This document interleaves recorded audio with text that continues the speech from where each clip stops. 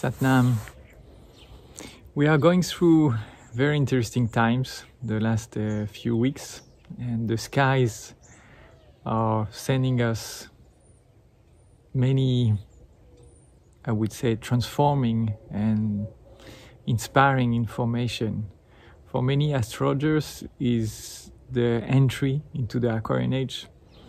In Kundalini Yoga, we have been preparing that the last 9-10 years, since 2011, 2012, preparing our system, sensory system, nervous system to be able to integrate and welcome this new frequency.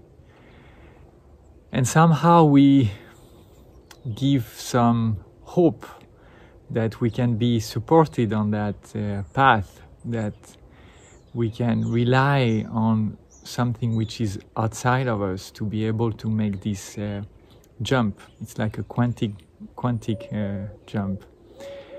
But at the end, it's really up to us. And the question which is asked entering this new age is, am I ready to change my values? And by values, I mean, how do I value myself? We have been educated and programmed to qualify ourselves according to outside criteria, stimulated by a kind of competition, being given some grades, and being given such or such position according to not who we are, but according to what we are able to perform. And this created or nourished the world we live in, which is a world of competition, destruction, and where many people are not finding a fulfilling life.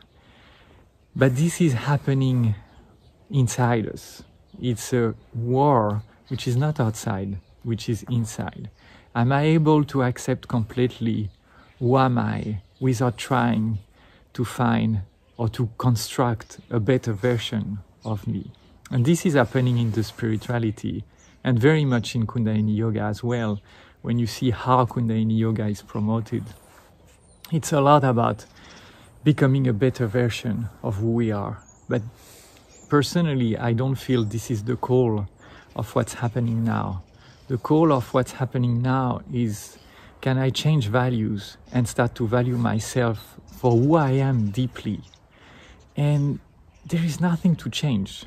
There is just to go deeper into who I am and discover that by welcoming all these parts, I start to have a new taste of what is the flow, what is the prosperity, what is the happiness. Every time I go into comparison within, like, oh, this part is not acceptable, I should increase this part, we create a separation that, of course, we will see outside, we will project outside. So this Jupiter and Saturn being together is the pressure to go within and to expand from within.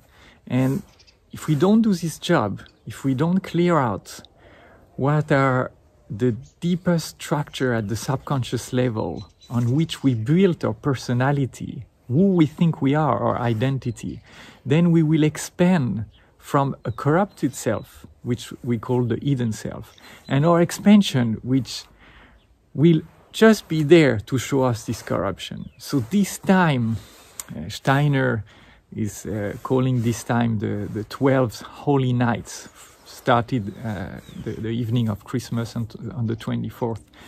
It's very important to really go within and see what are the values I want to water. What are the seeds I want to plant to enter 2021, which will be a challenging year. We will talk about that more in another video where we will use the numerology to really go into details about the energy of 2021. But this time, please use it to meditate and to cherish yourself, to cherish the value you want to see outside in the world. But that means you are ready to make the change that will manifest these values.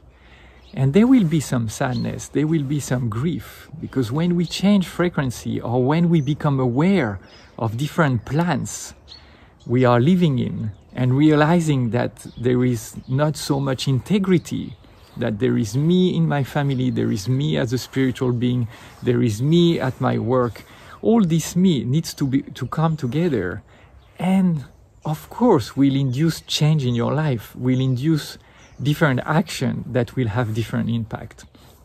And we will need to let go. We will need to let go to grief.